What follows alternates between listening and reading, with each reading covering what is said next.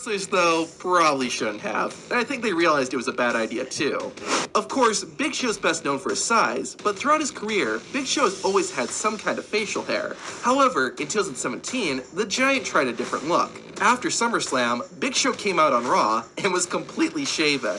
It looked like he even shaved his eyebrows. It was surprising to see Big Show look like this, and he kind of resembled King Kong Bundy. Only a week after Big Show debuted this new look, he'd be written off TV after being thrown out of a steel cage by Braun Strowman. The 7-foot giant was absent for a while, and when he returned, he had grown back his signature beard.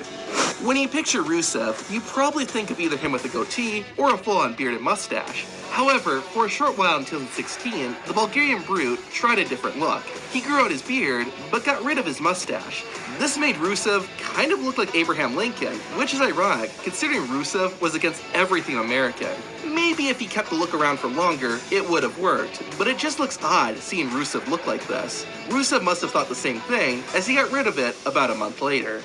Despite being part of WWE for well over 10 years, Dolph Ziggler's had a pretty consistent look. However, the show-off did experiment with a new style. In April 2011, Vicky Guerrero introduced the new and improved Dolph Ziggler.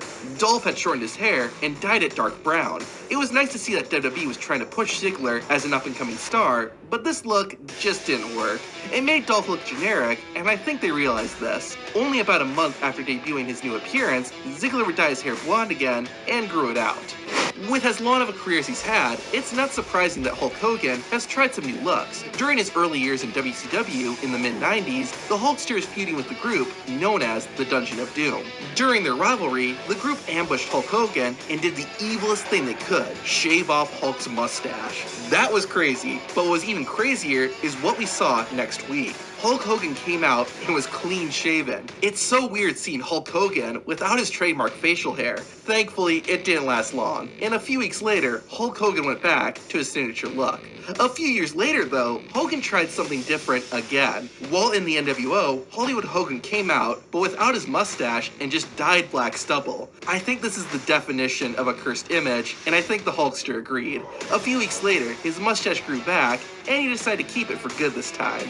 Here's a quick question. Did The Rock ever have facial hair before leaving WWE in 2003? If you said no, then you are wrong. While the Brahma Bull was mostly clean-shaven while wrestling in WWE full-time, Rock did attempt a new look. In October 1999, the Great One appeared on Raw with a beard. Since he is the most electrifying man in sports entertainment, The Rock made it look good. For whatever reason, though, Rocky decided not to keep it, and the next week, the People's Champion was back to his classic clean-shaven look.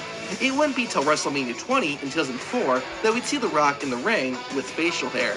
Speaking of The Rock, did you know that a teenager tried to sue him, Triple H, and the entire WWE? To find out why, and if the teen won, watch this video on screen. Bye.